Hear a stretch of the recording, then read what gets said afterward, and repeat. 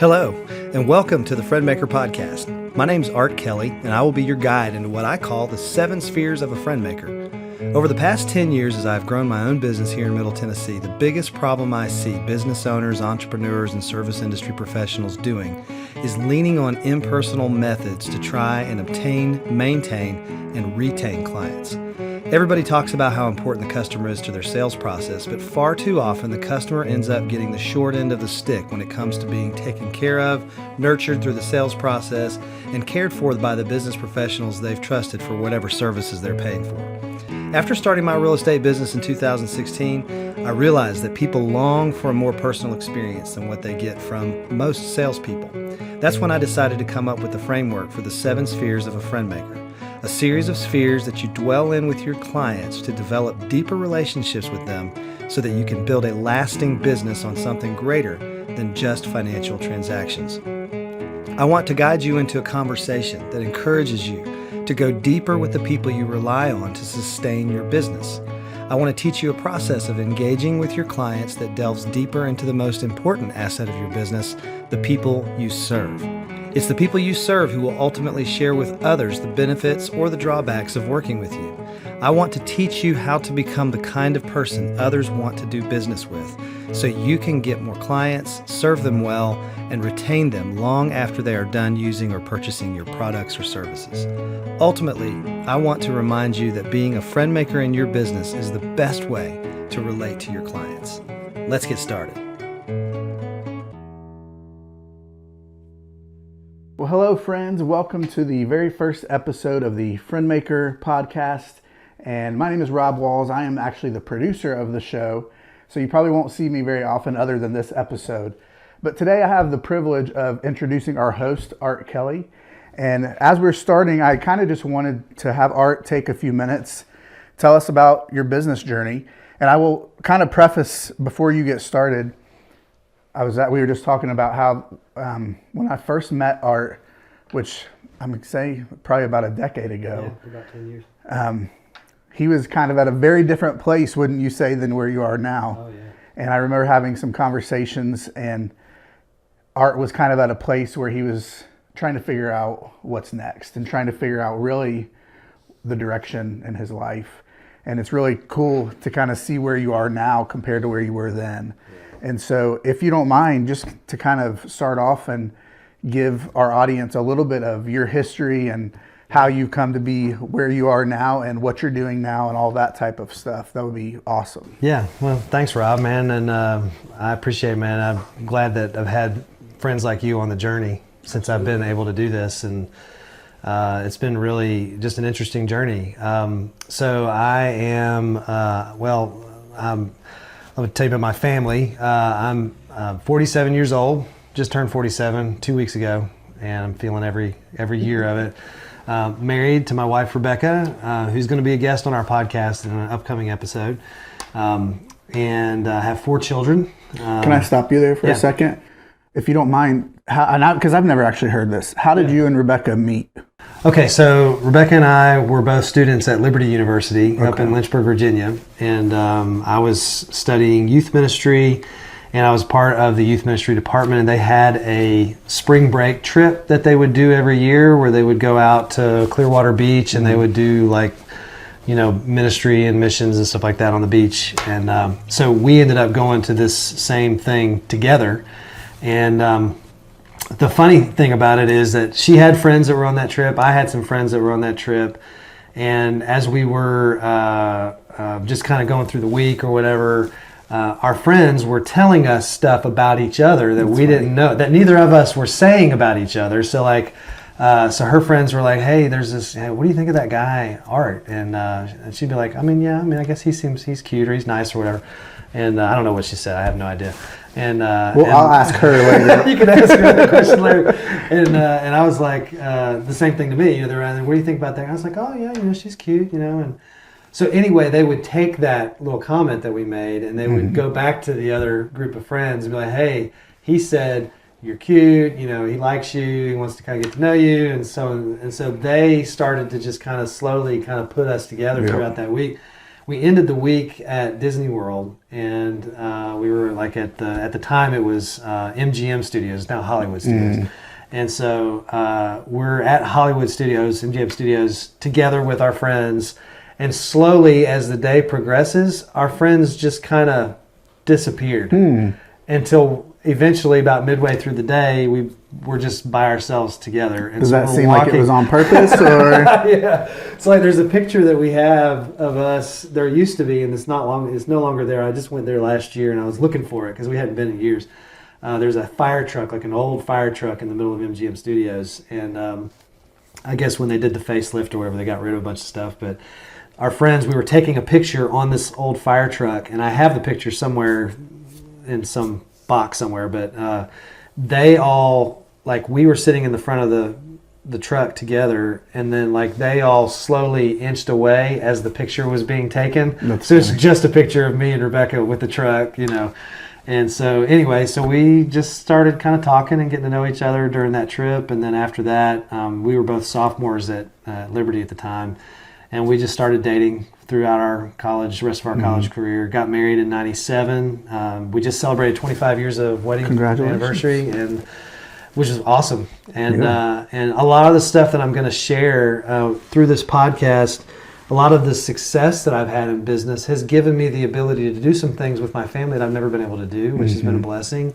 Like my wife and I went on a trip to the Dominican Republic this year for our 25th wedding anniversary. And I can't imagine ever having had that opportunity had I not been learning the principles of the things that I've been doing in my own business that have really helped me to be successful in business. And so, but I know what it feels like to be broke.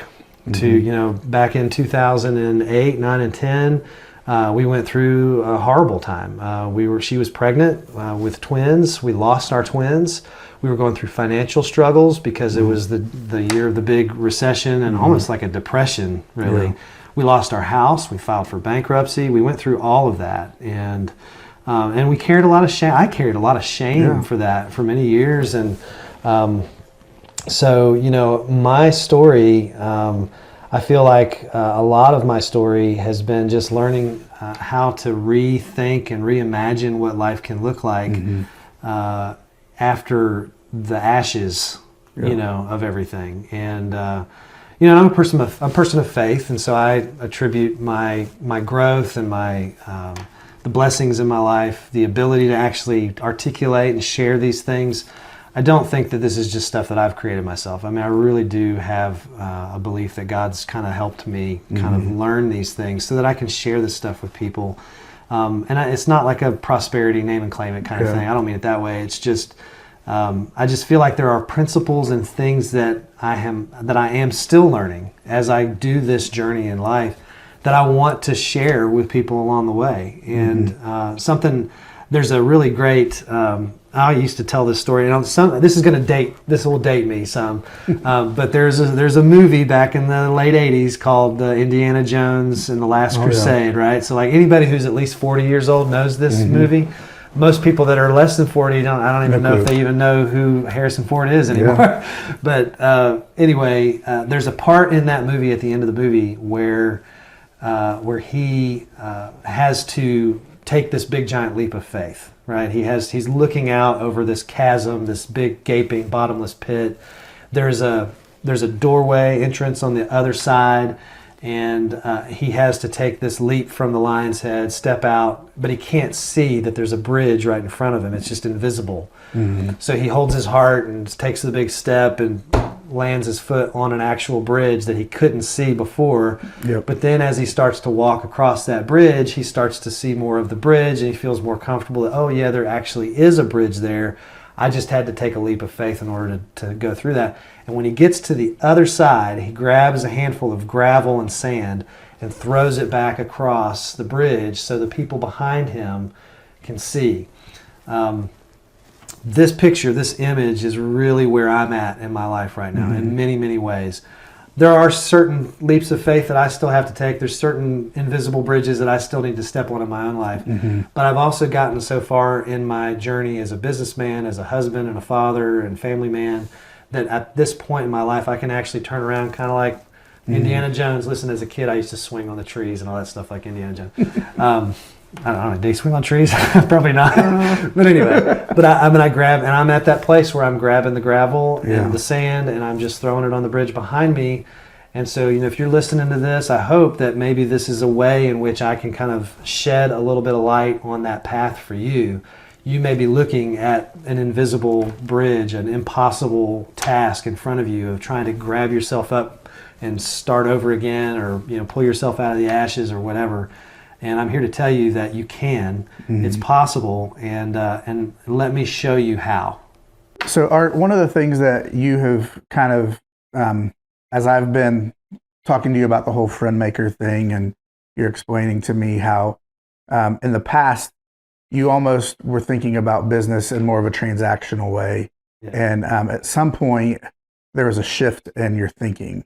And really, if you don't mind, just kind of walk us through what that shift was like, and really what is the whole idea behind FriendMaker? Yeah, so when I first got into real estate, and I've used real estate as my platform or whatever to talk about FriendMaker because that's the business that I'm in.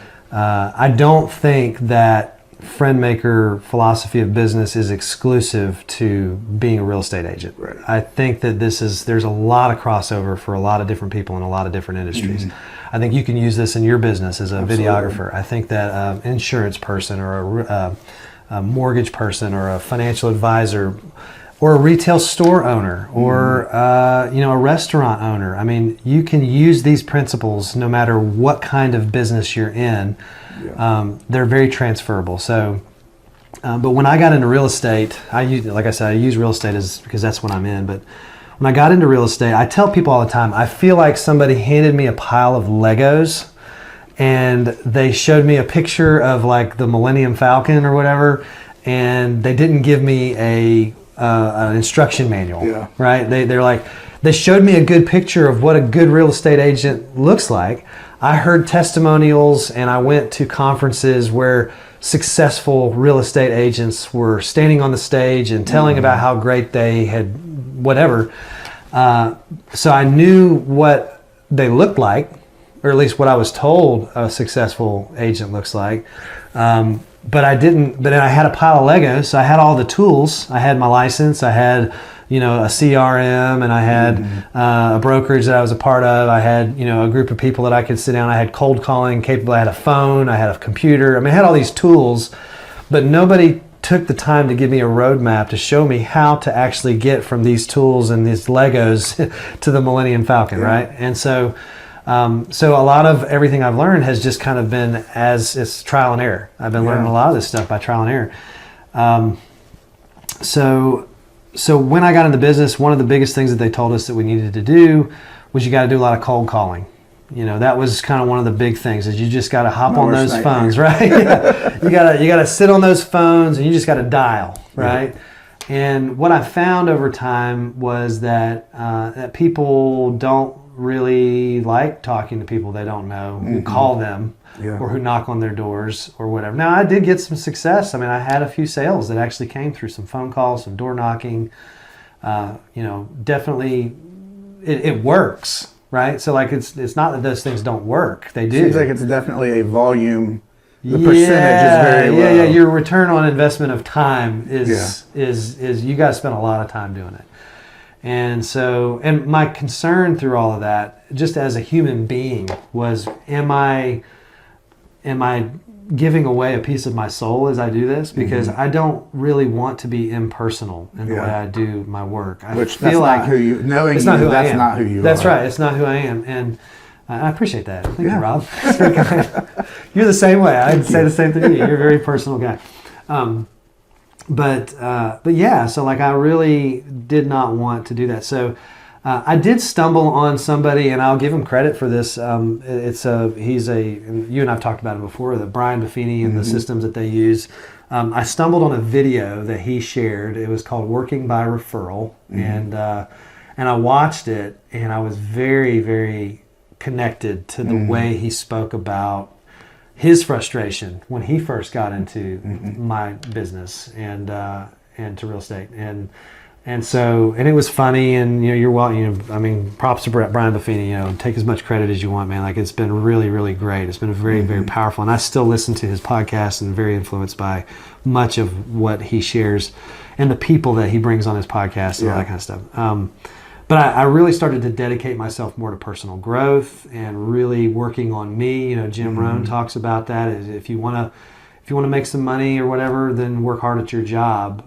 But if you really want to make a fortune, work hard on yourself. That's good. And so I started to really dedicate to focusing on me and what I needed to do. And I realized the thing that I really loved the most to do was to build relationships with people. Yeah. And so I started to look at so about a year or two into the business, I had a measure of success. I made enough to be able to pay the light bill and the rent, and it was interesting. We rented for a solid almost 10 years after we lost the house. I got into real estate 7 years ago. I just bought a house 2 years ago. So the first 4 or 5 years of selling real estate, I was helping other people get into homes, but I was renting myself. Mm-hmm. And again, I carried a lot of shame from that because I was like, I should be a homeowner. I'm helping people own homes and whatever. But I realized it's just a process. I was just in process, and we're all in that process. And so I got to the place though where I started looking at the clientele that I had sold homes to, and I realized that 90% of the homes that I had sold, I was selling to people that I knew already. Mm-hmm. Or they were referrals from people that I knew. So it was either friends or friends of friends, or family of friends or whatever. So there was just this friend connection through all of that. And so then I listened to that video and watched that stuff, started to get influenced by that relationship and learning how to build my business by referral. And then I just started to focus on chasing friends instead of transactions. So I really tried to make as many friends as I possibly could. So I would go to people that I respected in the business community in our town, and I would ask them if they wouldn't mind if I would have coffee with them or take them out to lunch or whatever. Usually coffee because it's cheaper. And I would just pick their brain. I just ask them, hey, how did you get here? What do you do? And then I'd ask them, how can I help you with your business? How can I support you? How can I put you up on my shoulders? I'm in this community all the time as a real estate agent. I talk to people all the time. I'd love to be able to refer your business out to other people. And so as I began to do that more, I found that started to reciprocate a little bit. Now, I don't get business because I didn't do that so that I would get business, but I did end up getting business because I did that. Right. And there's a difference. I think it's a little nuance, right? Like there's a difference in doing just good things because it's just the right thing to do, and then being able to receive the benefit of that, whether it happens or not, versus doing something so that you'll get that benefit. Yeah. Right. Well, and I think people can tell what your motives are. Yes. They can see through it and you and I have talked, actually, just today we were talking a little bit through how, in particular, like on Instagram, if you get a direct message from somebody, you can immediately tell, is this person trying to take from me? Yeah. Or are they trying to provide value, or do they actually care about getting to know me? Well, there's one of the central pieces of my book and the idea of being a friend maker is that are we looking at people as though they are commodities that we can use versus looking at them as community that we can nurture? And I think that the probably underlying everything that I do is I'm always asking the question, how am I being perceived by the people that are in the community that I'm trying to reach? Are they perceiving me as somebody who's using them as a commodity, or are they perceiving me as somebody who's really trying to build community? I did several things through the years, network marketing things. I didn't do Amway, but I remember doing there was a telecommunications thing years ago, and there was, I can't even name all of them, but and something that network marketing companies and a lot of the people that ascribe to what's in network marketing, which I think it's not a bad way of making money for sure. I've seen a lot of people do really well with Herbalife and those kind of things. But what I have also seen is that you don't want to be that guy that people see when he comes across, and it's like he's the guy who uses his family and friends to get what he wants. Yeah. And so I think there's a genuine fear and concern among a lot of people in the public about what salespeople do. Mm-hmm. I think that real estate agents are on the same level in a lot of ways as like car salesmen for a lot of people, and a lot of people in just sales in general. Oh yeah. People just get that vibe, and they're like, I don't want to ever even say I'm in sales, because there's this idea that if you're in sales, you're trying to convince me to do something that I don't want, right? Or you're trying to convince me to buy something that I don't want to buy. Well, I always, since I'm kind of in the marketing world, I think a lot about how we are the most marketed to generation in history. Yeah. The average person receives about 20,000 marketing messages every day. And so because of that, we have almost built up this like distaste for anyone. When we know that someone's trying to sell us something, it's almost like we assume that they're trying to take our money. Yeah. Not that they're trying to help us, and not that they're trying to like solve a problem, which I know that that's part of what you've built into the whole system that you have here is it's about solving problems. Yeah. And so talk a little bit about that, if you don't mind. Like in particular, what is the problem that you see, not just that consumers have, but that business owners have? Yeah. So the number one question that every business owner has is, especially when they start out, is how do I get new business? Where am I going to get my leads from? Mm-hmm. That's a huge question, and it deserves an answer. So there's a lot of money that has been spent by a lot of advertising companies and social media giants and people that are trying to get business owners to pay them to help them get leads for whatever their businesses are, right? So no matter what kind of business you're in, there's a lot of money that's going towards convincing you that the way for you to get leads is to pay them money to supply you with those leads. Mm-hmm. And again, it does work. And there's a lot of evidence to show that. There's a lot of business that I've gotten business off of having social media presence, mm-hmm. having a footprint. We're literally doing this podcast in a digital media advertising firm, you know. Right. They're very successful, which we give props to the Burrow Business Lab mm-hmm. guys, because they're the ones who provided the space for us to do this. Mm-hmm. But the problem that I see is that oftentimes there is a over-reliance on the impersonal means of trying to get leads by business people, that we just think, and we just continue to pay a lot of these impersonal places to try, and it's like a shotgun approach. We just hope that by spending this money that we'll get some kind of a return on our investment. And what I have found over time is that, and there's a great quote by Andy Andrews that really connected me with a lot of these thinking. Mm-hmm. He said, advertising is the price you pay for not being extraordinary. Mm. And I was like, whoa, like you can listen to nothing else and hear that and be like, just turn off the podcast. Mic drop. Yeah. It's really good. I mean, advertising is the price you pay. It doesn't mean that you don't ever pay for advertising, right? I don't think he was saying never pay for marketing or advertising. What I think he's saying is that if you're not careful, an over-reliance upon paying for impersonal means to try to market your business is not going to help you get where you really want to go. You're going to have to still be extraordinary in your business some way. Mm-hmm. So, you know, how many times have you bought something that you saw the advertisement on TV and you thought it was so great, and then you finally got it and you're like, this sucks. You know, I don't want to have anything to do with this. You know, advertising is the price you pay for not being extraordinary. You got to do something more than just advertising, you know? And so what is the something more? What is it that makes your business really that much more attractive to the average consumer that's out there? How do you get people to actually pay attention to what you're doing? Do you make flashier videos?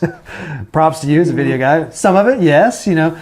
But at the same time, like, where do we, like, at what point is the pomp and circumstance the main thing away from the actual relational right. interaction that we have with our clients. Are people actually having a good experience with us? Are we offering and providing a quality thing? Because it doesn't matter how great all of our advertising pieces are, if we're not actually providing them with some kind of an extraordinary experience, then all that stuff is money it's being wasted. Because we've got to create an experience. So the problem that I see is that there's just an over-reliance on impersonal means to do that. So when I came up with this idea, and I say I came up with this idea, this has been tested out in my own life with my business, trial and error quite a bit over the last couple of years. What I have found is that there's kind of this old adage that you never should mix business and friendship, right? Like that's just a taboo. And we hear that a lot, and I've heard it my whole life. And so, but I really wanted to push back on that some, because I feel like, these people that I'm serving in this process over time, as I started to carry people from contract to close, or from the initial meeting all the way to putting them in a home, by the time we got to the end of the process, I found myself actually really enjoying being friends with these people and kind of missing them after because we would spend this intense 30 to 45 day process together, texting, emailing, having phone calls all the time for like several weeks. And so we're in the trenches together, right? And then we get to closing day, we celebrate, grab them a bottle of wine or a bottle of champagne or whatever, give them a closing gift, and then nothing, right? You're in the house, it's all over. There's a statistic that I heard that said that it was back in 2016, National Association of Realtors put this statistic out that said that 91% of clients, once they're put into a home, never hear from a real estate agent ever again. So 91% of real estate agents are not calling people back once they put them in a home. If there's anything that creates a mentality in the public that you don't care about anything but money, it's when you never call them back or stay in contact with them in their life once you've made your money off of them. And real estate agents are probably, culprit number one on that. I mean, they make probably the biggest commissions of anybody else in the world. You would think that there would be some systematic way of staying in touch with people after. And there are systematic ways, but most of them do not employ those systematic ways. So that's a problem. Can I ask you, what's your opinion on why would you not do that? It seems so simple, but obviously there are so many people that aren't doing it. Why? Yeah. Well, it's work. Yeah. Right. We want the easy fix. We want the low hanging fruit. We want to be able to, nobody wants to, everybody wants it's just, we want to be easy. We want life to be easy. We want business to be easy. And let's just be honest, this last few years, if you've been in business in the service industries, period, there's been a growth for everybody. 2020, as bad as and horrible the pandemic was, and so much loss and all that stuff, small business owners really thrived during that time. A lot of people did. There was a 3-month period where nobody was making any money. But then after that, this boom kind of happened. And I think that what happened there was that people started to get used to the amount of business that they were getting, because it was kind of this new economic boom that was They going. weren't necessarily having to go. You didn't have to go and get it. The government was handing out checks, like candy, and which now we're all paying for. Thank you, United States government. That's what inflation is. That's a whole other conversation. That's a whole other conversation. But that's exactly what happened, and so a lot of people got used to having the easy money. The easy money was given to them. The easy money was spent on them, and we've experienced an economic growth that has not been experienced for as long as it's been experienced in American history for the last 100 years. We've experienced more growth in the last 12, 15 years since the 2008 crisis. There's not been that long of a economic boom, right? And so there's a lot of people that have been benefiting off of that. And now the nuts and bolts of what have you been doing to actually stay in contact with your clients and build relationships with your people?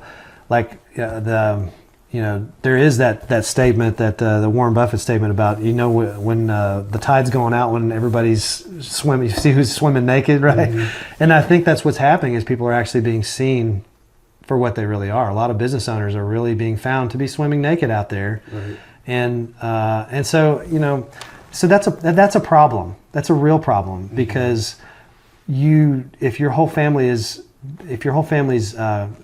prosperity and dependence on everything is based on your ability to provide for them as a business owner, and you've only been riding the wave but not intentionally building relationships and staying in contact with people you have already served, you will see in the coming year or two whether or not what you actually built was built on the solid, stones of relationships one at a time, or the sand of a moving and shifting economy. And so, yeah, I think that's definitely why we're seeing people. It's just easier, I feel like, so one of the things that I've heard over and over again, which is kind of contrary to how we act as business leaders, that it's a lot easier to keep clients than to go out and get new clients.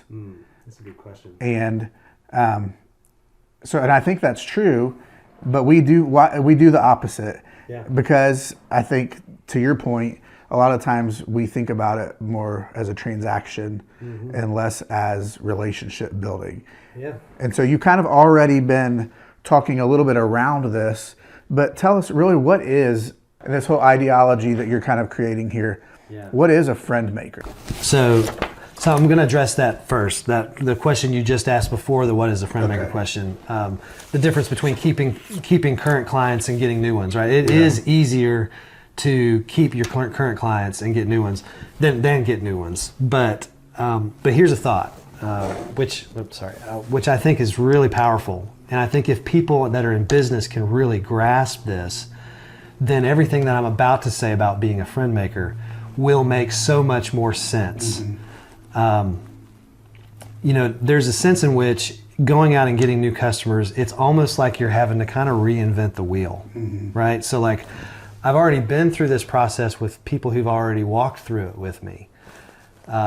Where do you think the warmth already has been established for people who know my process, understand how I work, and are willing to share more of that with other people? Is that going to be with people I already know, or is that going to be with brand new people who've never met me before? Absolutely, the people that have already worked with you. Of course, the people I already know.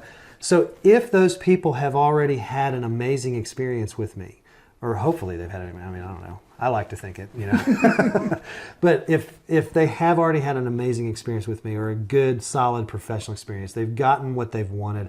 I helped them be the hero in their own story, kind of like what Donald Miller says. I've helped them to be able to accomplish the goal that they had for themselves, which was to buy a home. Then there's already a natural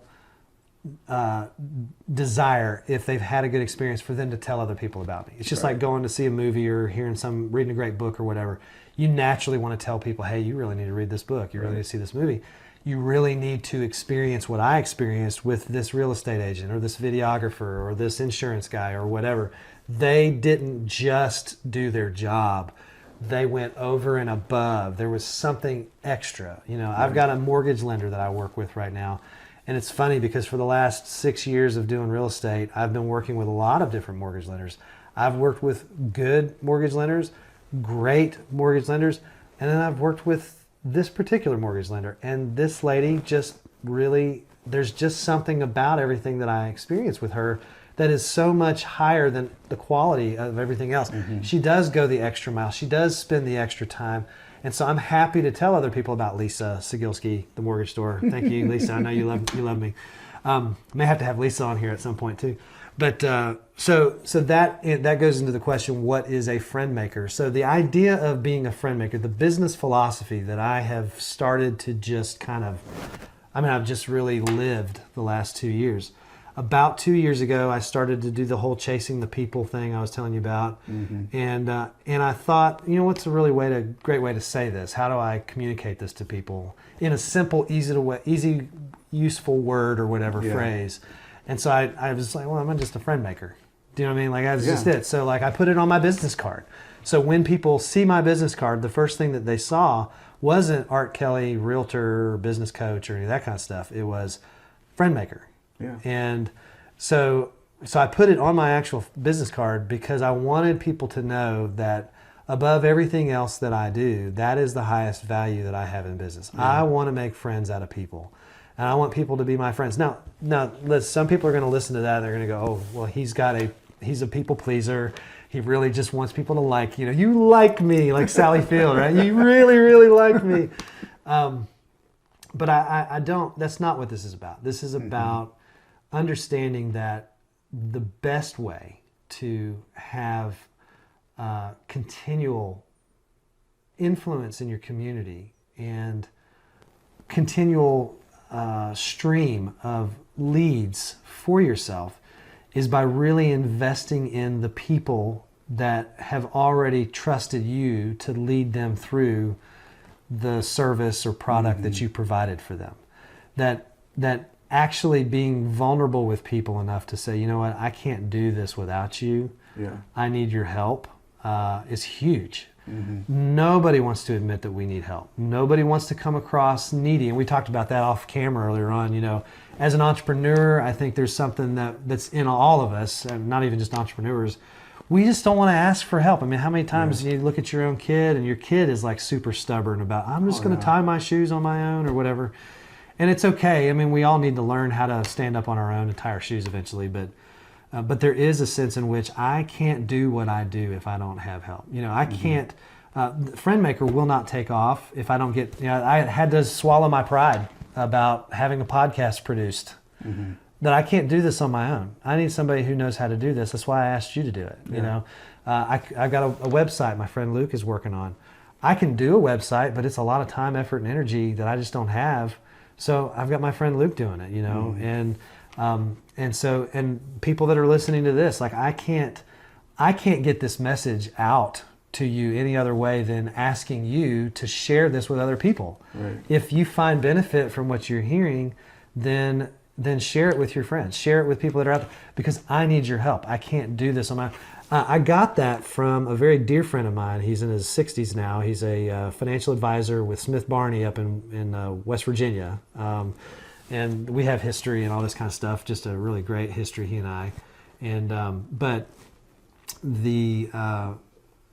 he told me, he said, when I got into real estate, he was like, there's one phrase that I think you need to put into your spiel, your shtick, whatever. And it's this phrase, I need your help. He said, if you don't tell people that you need their help, then they won't know, and they're not going to assume that you need their help.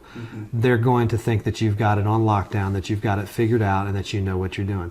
So the real secret to any success that I have had in my business has not been that I'm really great at this. It's just that I've asked. Yeah. I've asked for help, and I've told people, hey, I can't do this without your help. Do me a favor, whenever you do have a conversation with somebody who happens to need a real estate agent or whatever, would you do me a favor? Would you send them my way? I would love to have your help, and I would never be too busy for a referral I got from you. By just being honest with people and letting them know that, dude, like I'm telling you, that has really been the secret to my growth in my business. And you endear yourself to people when you offer vulnerability, and you also open up the door for friendship to happen, which is really cool. I wrote this little definition down of what a friend maker is, and I think this will be very helpful for people who just really want to know the concise answer to your question. A friend maker is a relationally focused business person who is in the process of becoming the kind of person that others want to do business with by dwelling in what I like to call the 7 spheres of a friend maker.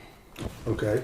So the logical question would be, what are the 7 spheres? Right. So let me tell you how I got this idea. Okay. It was during the pandemic. My wife and I were on, she was going to a photography summit kind of workshop that she was doing. We were down in Destin area. and the beach was like empty. Nobody was paying, but I mean, everything was like, I don't know, $80 a night, which I really long for those days where Destin was only 80 or $100 a night. We stayed in Fort Walton Beach, and we were just there, and I was trying to develop some ideas about how to share what I'd been learning through all this.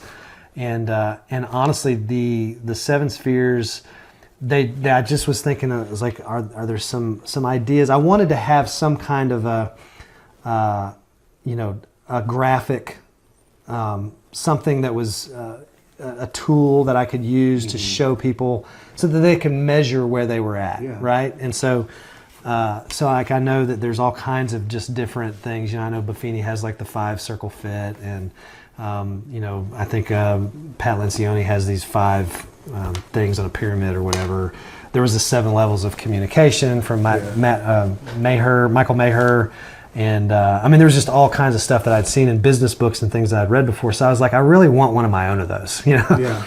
And so honestly, they just kind of came to me. I started thinking about, okay, what are the things that I'm doing, that I'm learning, that as I do this in business, this is really what's helped me to get more business. So what is it that's really helped me relationally with the people that I've been working with? And I came up with these ideas, and there's these L words, right? The first one was listen. The second one is learn. The third was like. The fourth was loyal. The fifth was leap. The sixth was lead. And then the seventh was love. So at the time, I was like, what are these, like ideas, circles? I really struggled trying to develop all this stuff because I didn't want to sound corny. Like, that's just me. I just don't want to sound corny, which probably does still sound corny, but that's okay. But then I really, one of the big things we talk about in business is your sphere of influence, right? Start with your sphere of influence. Who are the people that you already know, who are already in your life? And so I was already familiar with that language of the sphere of influence. So, when you dwell within your sphere of influence, that's where a lot of your business goes. And I've seen that happen for me. I just shared that, a lot of my business was coming from my sphere of influence. Yeah. And so I started to kind of put these ideas together, and I thought, well, these 7 things are more like spheres that you dwell in than they are like skills that you develop, or things, or I was looking up a bunch of words. Like I really wanted something that had depth to it, right? I didn't want to just teach people, these four happy hops to becoming a better real estate agent or whatever. I really wanted to give people something that I was finding in my own life that was really had depth and was really helpful. And I thought, a sphere is great because if you look at a sphere versus a circle, the circle is 2-dimensional, a sphere is 3-dimensional. Mm-hmm. A sphere is something you can live inside of. It's not just something that you learn. It's something that you have to kind of keep learning. Mm-hmm. You have to kind of dwell in it, meditate on it, abide in it, as we say in Christian circles. Christian spheres. Christian sphere. Very good. Very good. See, I knew I had you on this podcast for a reason, Rob. But there's spheres. Another way of saying it is they're like mentalities, right? They're just ways of thinking and ways of being. And so something that I found over the years that was a lot more helpful was that if you're the kind, like if you go to these conferences where they have nuts and bolts conferences where they teach you skills on how to sell, there's a lot of really great sales skills that we all need to learn, right? Yeah. And I don't discount any of that stuff. I think all of that's very helpful. There's a lot of stuff. Some of it's a bit manipulative. Some of it may not even be ethical. So I wouldn't really say go into all those stuff. But the thing that I found was that if you're not the kind of person that other people want to do business with, then you can use all of these sales skills in the world and you won't be successful. Because people don't follow you and your skills of sales, although they are helpful and you need to have them. Yeah. What they really follow is you or not. Yeah. Right? They either follow you and your character and your integrity and who you are. I think as John Maxwell talks about, there's different levels of leadership, and the last leadership is the level level of personhood. Not just position or power, or I don't even know all the words were, but I do remember that he said that it was like when people follow you because of who you are, It doesn't matter what rank you are in the office. It doesn't matter how many sales you've made. It doesn't matter how popular you are, how much money you've made. None of that stuff matters, because what matters the most is who you are as a person. And so as I was developing a lot of this stuff, I thought, you know what matters more to people that have worked with me is when they get me, they know that they're getting somebody who's going to be honest with them, who actually does listen to them, who really does take the time to get to learn them, who likes them, who is loyal to them, and who, gotta get all my L words in here, but who leads them and who leaps for them and who loves them well, who does not stop after they sell the home, but actually stays in my life long after that, providing me some kind of interesting item of value or insight, or just a phone call or a birthday card, or just something random. And it's being a good person. Like, I hate to say it that way, because like I feel like we live in a society where we don't know how to be good people anymore. Yeah. And like, you can be a good business person and just suck as a human being. Mm-hmm. Like that's not a good business person. No. Like not to get political, but there are people that are in power that we've seen in power that have not been people that may have been good business people or good quote unquote leaders of whatever, which that's probably debatable.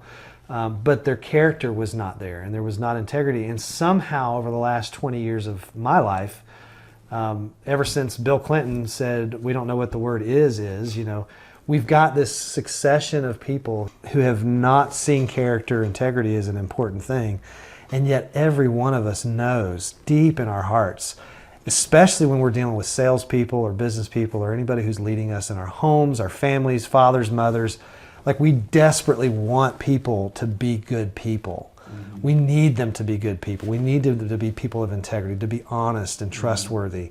And so like, I feel like if we don't get back to that, if we don't start teaching people how to be good people, then we're going to continue to get overrun by more and more people who are not good people, who just use us and abuse us. And I think that I would love to see a movement of people that are in business and nonprofits that run these organizations that really do value these 7 spheres in their companies. Because I think, and this is just a hypothesis that I have, but I think that if you have good people working for you, doing good things for your clients and your customers, I think it's just better for society as a whole if we just have good people out there doing good stuff. You put as much good into the world that we possibly can. Somebody can walk into a store and blow away good people by doing one act of horrendous violence.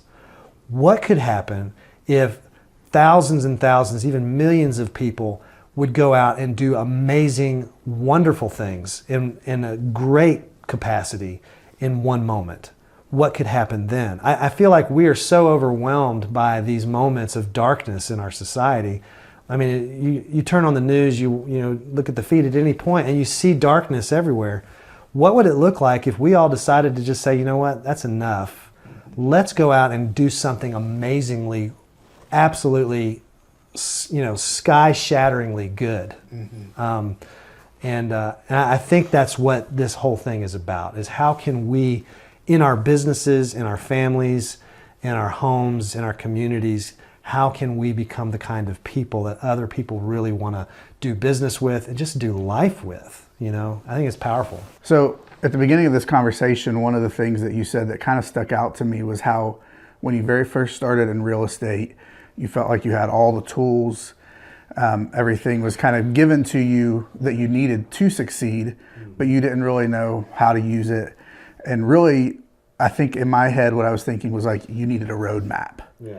And as I hear you talking about the 7 spheres, in my mind, that is a roadmap for somebody that has all the tools and really just needs to know, what's my first step? Yeah. And so I love that. I think anybody who is attempting to do something they've never done before, it's almost like if I were to go get in my car right now and just start driving, and I had no destination in mind, who knows where I would end up. Yeah. But this kind of gives you this is where you're trying to get to, and these are the steps that you need to take to get there. I also like that the destination isn't making the sale. It's actually, there isn't necessarily, it's like you get to that destination, but then you keep going with the people, if that makes sense. Well, I mean, it's really interesting. So it's funny, like when, and again, I don't ever want to claim that that necessarily God gave me something. Do you know? Yeah. You know, I do think that there was definitely some influence. I felt like there was some kind of divine influence in some of the stuff that I was thinking that day. I remember thinking of these spheres.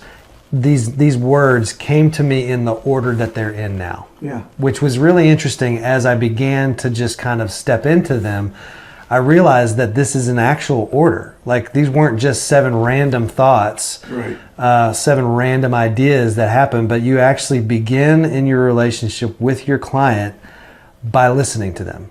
Like, you start there. Yeah. Like, don't come in with your preconceived notions or agendas that you have for this person and what you want for them. Start with them. Ask them lots of questions. Figure out what it is that they want. If you can't determine what they want within the first few conversations, then you've got some work to do on being able to learn how to ask people what it is that you really want. Like, you've got to ask people at that point, what is it that you really, really want? Like, what do you want me to do for you?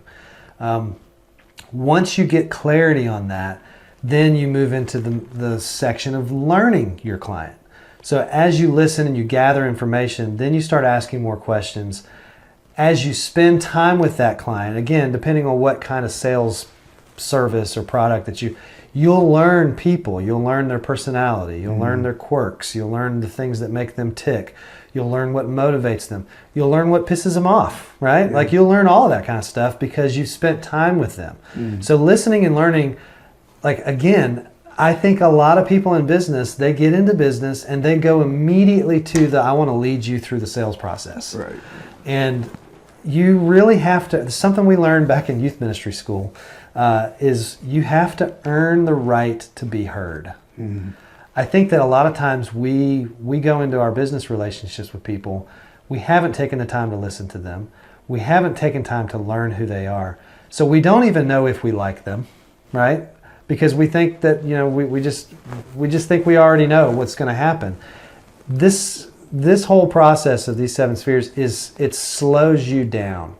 It forces you to actually stop and pause and take the time to actually have compassion and care for another human being. Not to see them as somebody that you're going to use to help you get what you want, but to actually see them as a person who has needs, who has desires, who has wants, and you are in their life to try and help them figure out how to put the pieces of their own puzzle together, right? They've got their own pile of Legos. They know that they would like to be in a house. So they've got their own picture of a Millennium Falcon somewhere in their own mind. You are the roadmap for them. Yep. And so how do you lead them through the process of getting what they want? I think the 7 spheres is the answer to that question. That's so good. So, in the coming weeks and months, anyone who follows you is going to start to see this pineapple popping up everywhere. Tell us, what is the deal with the pineapple? Well, it's so funny because, like, when I came up with the idea of the spheres, it was just 7 circles, right? And so just let me make the disclaimer out there. This is not a promotion for swingers, okay? Thank you for clarifying Can I just that. say that up front on our first episode? You know, Which I didn't even know that was a thing. Yeah, see? So all of you people out there. All of you people are now enlightened about something that I had no idea that this really meant. But I didn't want it to just be a stale graphic on a piece of paper, just a bunch of circles, right? I wanted it to have life to it. I wanted it to have some meaning behind it. And I wanted to, so as I'm writing this book and creating the story and stuff, I wanted to, again, just to make a logo and have something that was recognizable and familiar with people. So now the pineapple, so let's just talk about the pineapple.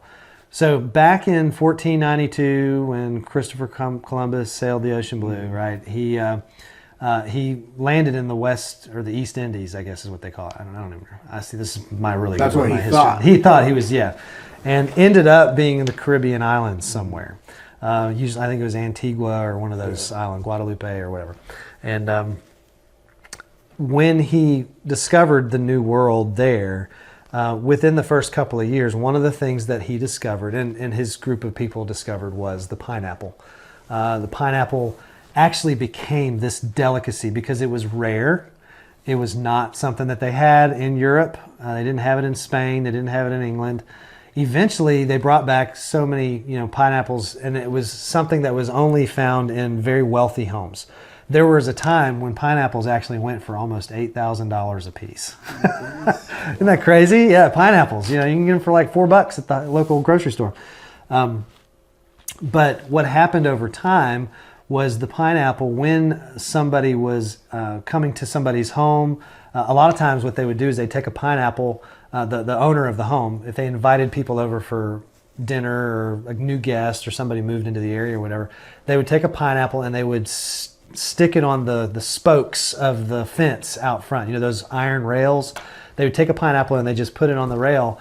And it was a sign of welcome, a sign of hospitality. It was a sign of friendship. And so naturally, as I was putting this whole thing together and I found this out, I was like, oh my gosh. They used to take pineapple, they would carve the image of pineapples on. So like if you look at old colonial homes up in New England, or there's places down in the Caribbean and stuff, they still have old ancient homes. They would have the carved image of a pineapple on the front doorposts of the houses. And you'll see hotels have taken pineapple as a symbol, a universal symbol of hospitality. I guess in recent years, some groups of people decided to take a pineapple and turn it upside down and turn it into a symbol of swingers. That's just what people in the world do. They take good things and they turn them into bad things or bad symbols. And that's not what the hope is with this. I'd like to redeem that symbol. I'd like to redeem the idea that a pineapple actually can mean something better and something good about friendship and hospitality. It's something that, again, I think we need that. So that's where that idea came from. And that's why I'm using it. So yeah, that's really good. Reclaim the pineapple. Well, so tell us, this is really good. And I'm starting to kind of see why, as a business leader, why this would be helpful to you. Can you maybe go a little deeper as a business leader? If someone's listening and they're not convinced yet, what are the reasons that they should consider this way of doing business? That's a great question. Well, we started this conversation out saying the problem that people have in business is getting more customers, which is really funny. We're in the Burrow Business Lab, which I got to give props. There's actually a sign right above my head that says, get more customers. Yeah. People come to this place to talk to these guys about how to get more customers. Right. And they do a superb job of helping businesses here locally in our town. And so the real question is, how can the FriendMaker philosophy come alongside of a business, right? And really help them to galvanize that get more customers idea. It's been said that one good friend in a storm is worth 1,000 friends in sunshine. I think that what we're going to experience in the coming year, and may already be experiencing for a lot of businesses, is some hard times, right? So there's a storm coming. And we just saw Hurricane Ian, I think, that came through Florida recently. Ultimately the people are going to rebuild that town. There's that little area down there. And, but before the storm, there were people that were shoring up things and batting down the hatches and, getting to safety, and that kind of stuff.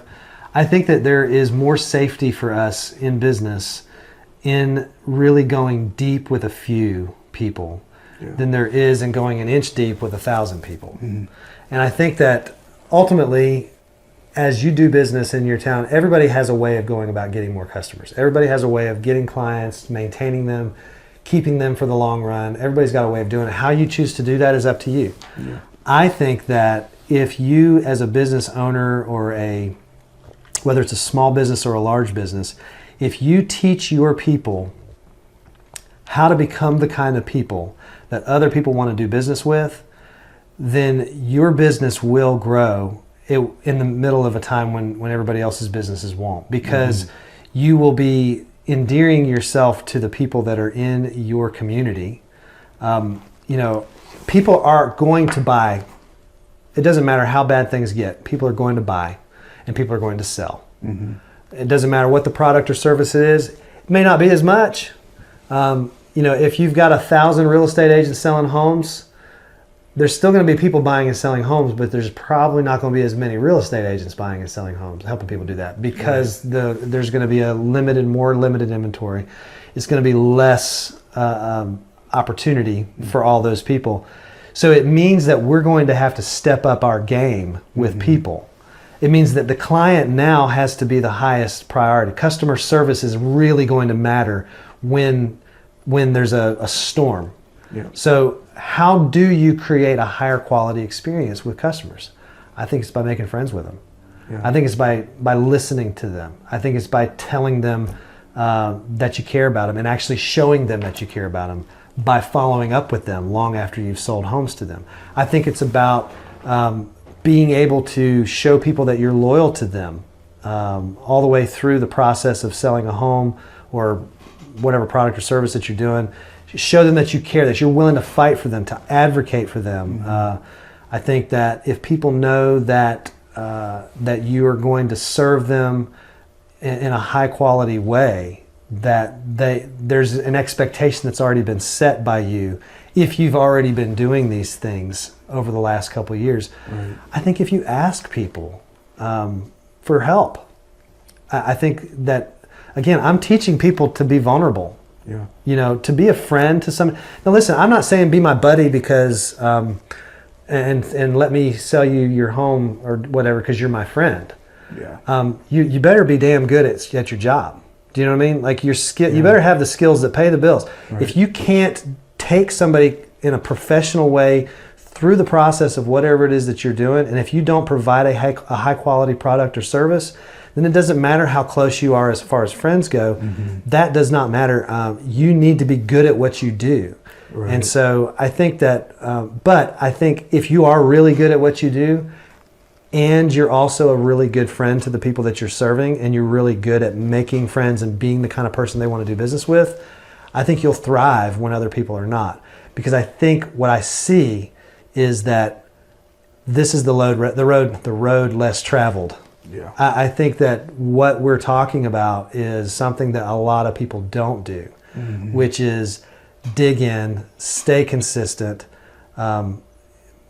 be there long after the sale, and have a system and a plan for continually staying in contact with those you have served. Yeah. One of the biggest things that I see a lot of people in business is they have no follow-up beyond just an email mailing list.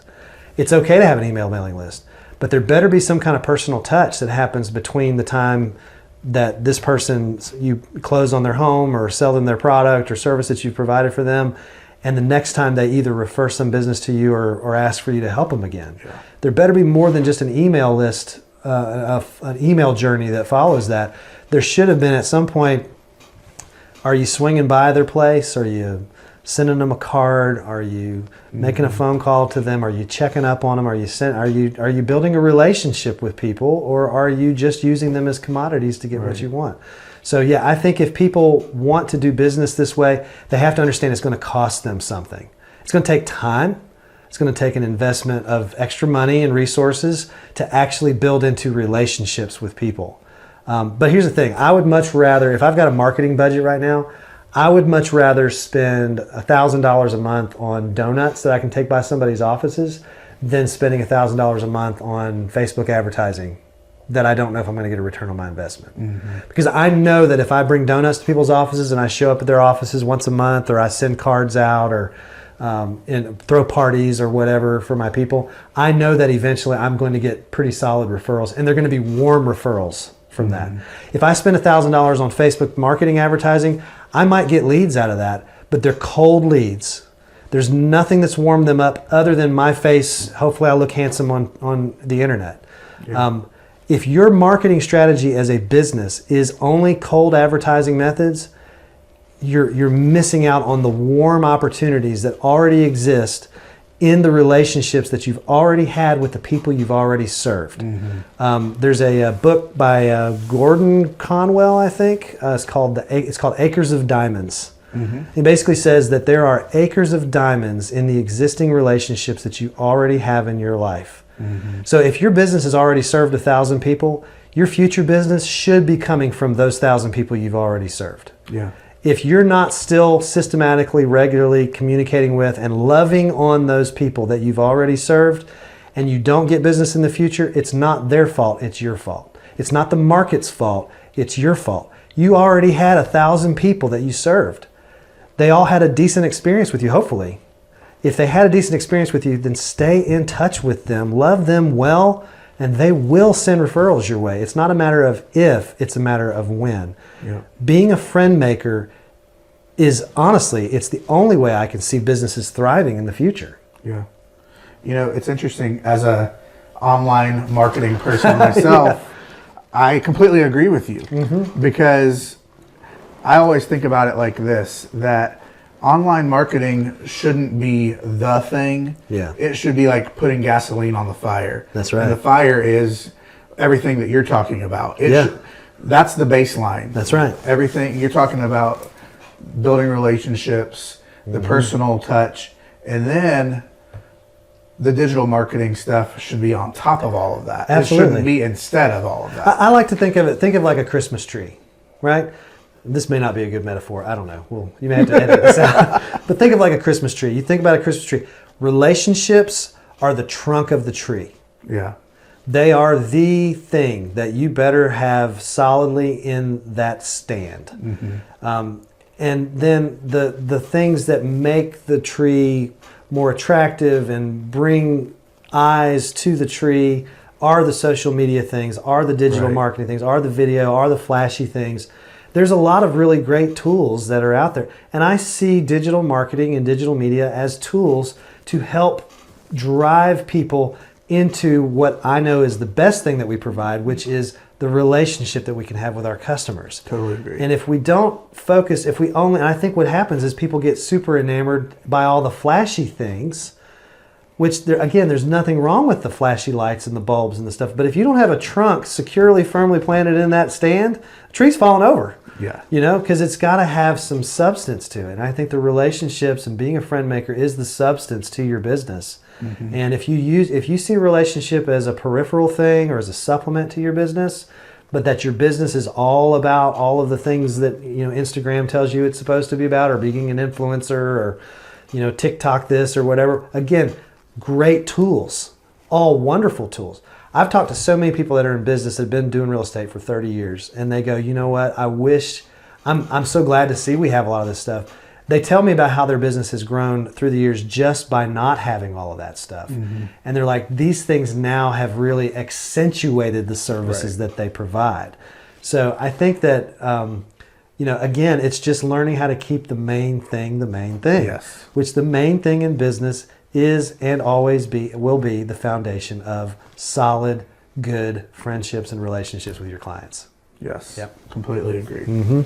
So, as a content creator myself, I know what goes into thinking through, like, organizing your thoughts and being willing to put them out into the world. And it's like you're putting your heart and soul into the world and taking a chance on maybe it's not going to be received in the way that you hope.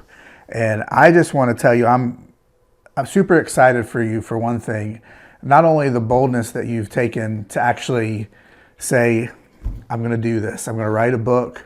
I'm going to put it out there. But also just the little bit that I've heard of the content so far, it is solid. And so if you wouldn't mind, just take a minute and kind of unpack for us in a condensed way what is the book. Well, I'm going to set a timer on my thing so I can actually condense it well, because I'm wordy. We've already had that conversation. Okay, so the book, FriendMaker, is actually a book. It's actually split up into three things. I split it up kind of like a pineapple. So when you get the book, whenever you order this book and you get a copy of it, it's going to have a pineapple on the front. It says FriendMaker on the front. It's a yellow book. And I think that it's going to be very aesthetically pleasing. I'm excited about the publisher that I've used is a couple of friends of mine from he works at Lifeway, but it's not a Lifeway. We'll have to add the name of the press in here because it starts with an A and I can't remember the name of the actual. But Tyler and Kathy Quillett are the publishers of my book, and they've been really helping me. They connected me with a great editor who does contract work for a lot of different publishing agencies, and so really spent the time and just the resources to try to get the feedback that I needed to be able to make this good. But what I did was I created this book in sections, these 3 main sections. You've got the crown of the book it's like a crown of a pineapple. The crown is the crowning problem of businesses and business owners, which is how do I get more business, right? How do I be more personal in my life with my business, and how do I get business that stays? The skin of the book is the story of the book, and it's a story following this guy named Nolan Victor. Now, I came up with this name, Nolan Victor. It's a play off of the word novice. Okay. He's a novice. He's brand new. So Nolan Victor, Novic. Yeah. Nolan Victor is this guy. He's a middle-aged businessman. He happens to be a real estate agent. Listen, folks, he's me. It's me. It's my story. But anyway, he's got a wife that's in the service industry as well. She, I think, is a baker or something like that. And they have some kids. But he gets his license. The book opens. The story part of it opens with him just trying to learn how to do his business, and he does all the things that everybody tells him how to do as far as cold calling and using impersonal means to try to get business. Gets really frustrated. He just can't get business, and then he runs into this lady. He goes to a coffee shop, skips out on his sales meeting, and runs into a coffee shop. And there's this older lady who's 25 years in the real estate business, who also should be at the sales meeting but has chosen to skip out. And he overhears her talking to somebody in the coffee shop, and they ask her what she does, and she says, "Oh, I'm just a FriendMaker." So he sits down with her. She comes over, actually sees him in the corner, and they start talking, chatting it up. He's, "Oh, you're not in real estate anymore?" And she said, "Oh yeah, no, I'm in real estate." He's like, "Well, I heard you say you're like a FriendMaker. So what's that?" And she says, "Well, that's what I do for a living. I just make friends professionally, and every once in a while, people ask me to, buy or sell a home." And anyway, he's like, "Oh, that's interesting." She said, "Well, she said, let me tell you, I can tell you more about it, but there's a guy I think you should meet. His name is Dave Sawyer." Now, Dave, there's a friend of mine, I mentioned my friend earlier on, 60 years old, told me I need your help, that guy. Yeah. His name is Dave Sowards, and at some point I'd love to have him on my podcast. I'd just love to sit down with him and hear him talk. But he's who I modeled the guru, sage-like, guy in the story after, who teaches this workshop, which is the 3rd section of the book. It's the 7 spheres of a FriendMaker. And so the bulk, the meat, the content of the book is primarily these 7 spheres and him teaching a group of business people.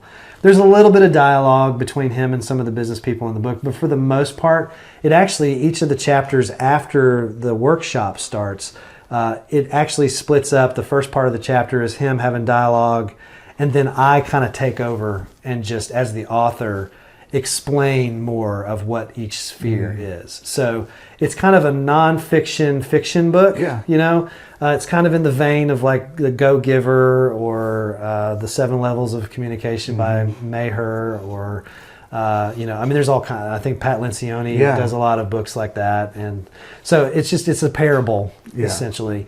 And, but that's what the book is all about. And the whole hope of the book being designed that way is for you as a business owner to be able to read this, to be able to connect with some of the characters and some of the feelings and emotions that come with being a business owner and trying to figure out. And, it definitely makes it a lot more relatable, so that way you're not just getting a bunch of principles that you need to add into your business. Right.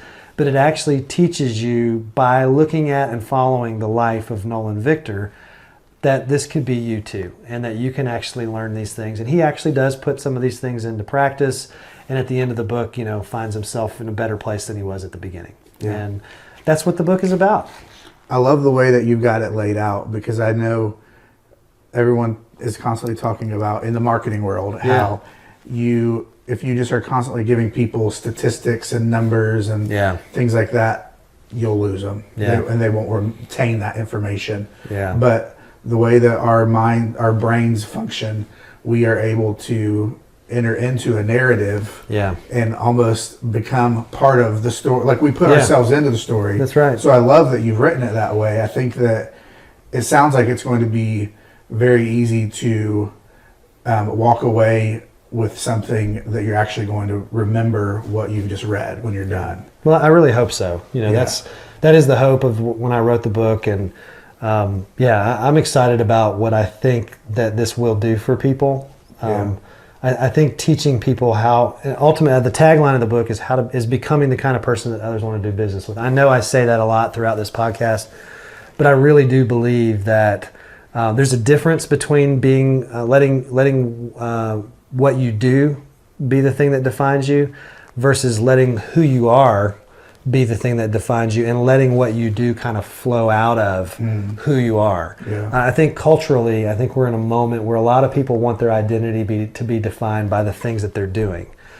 So we live in a world where, you know, you work or you do this kind of thing or you are this whatever kind of person, and that's who you are. Yeah. But the truth is that who you are is something deeper than your activity. Right. Your activity flows out of the person, your soul, who you are.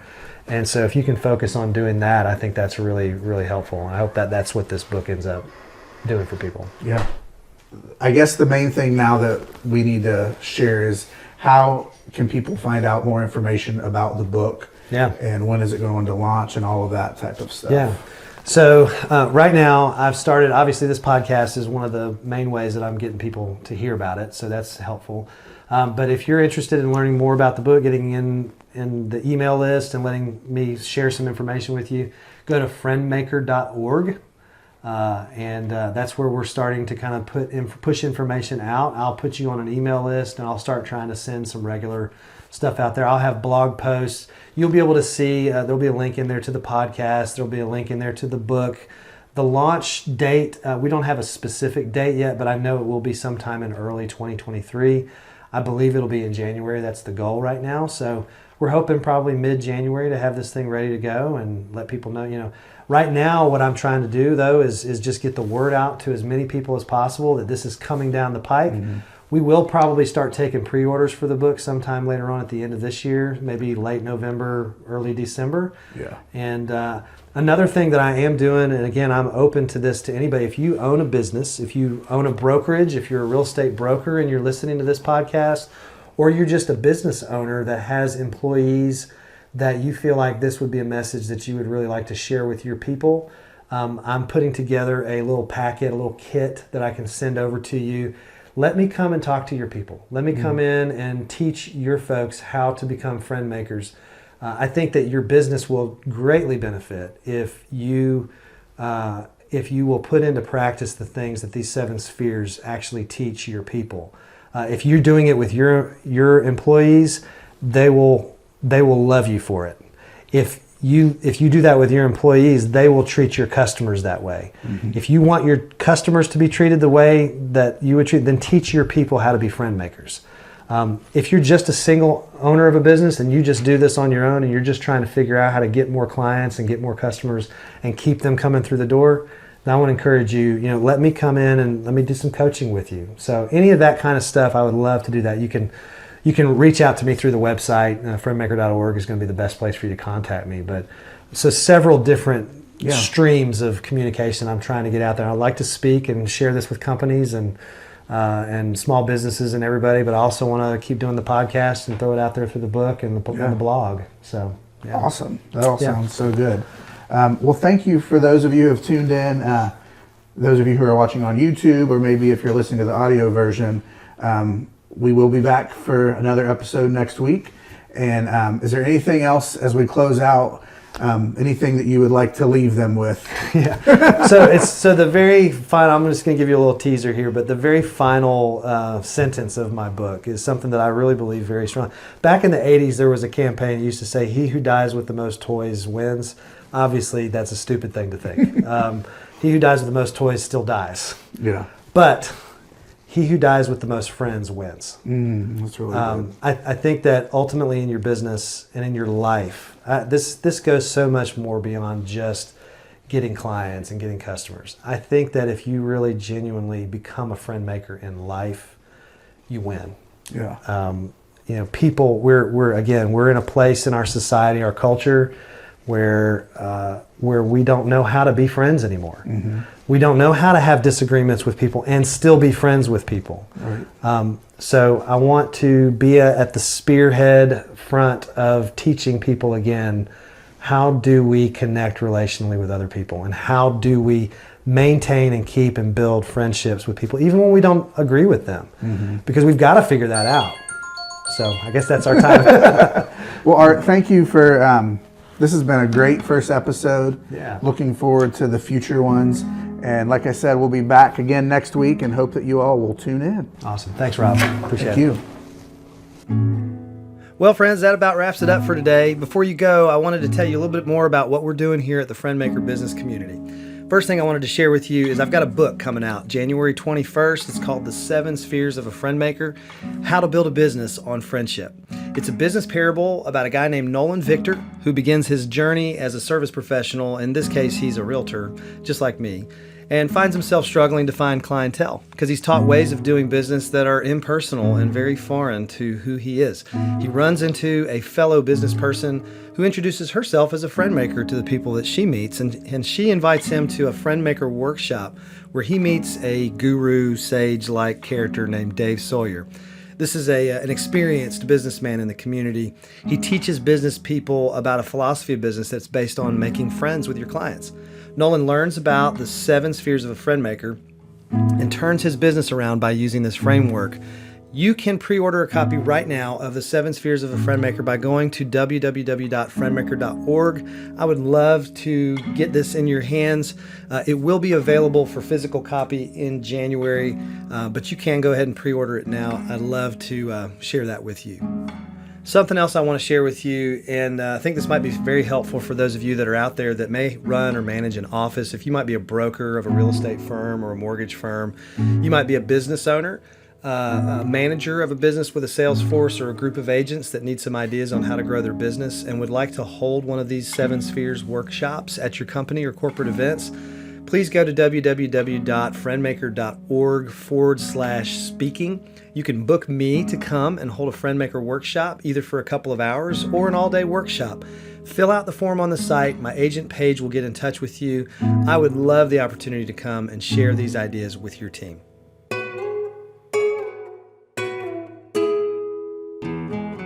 Last but not least, if you listen to the podcast today or you've been kind of interested in learning more about the 7 spheres, or you're just kind of wanting to know where do you fit on this framework, what spheres are you strong or weak in? How can you grow in your ability to be a friend maker? If you'd like to experience a fun way to gauge how you're doing at that, I'd like to encourage you to take the 7 spheres survey. Go to www.friendmaker.org/survey. This quick survey will only take about 10 minutes to complete, and you'll get an idea of how well you score within the 7 spheres framework. After listening to this podcast today, please help us by leaving a review on Apple, Spotify, or YouTube. We value your honest feedback and hope that this resource is helpful to you in your business and life. Thanks again for listening. Stay tuned. We got some more great conversations coming up in the coming weeks, and I appreciate you giving us your time today. Go out there and make lots of friends, and I'll talk to you later.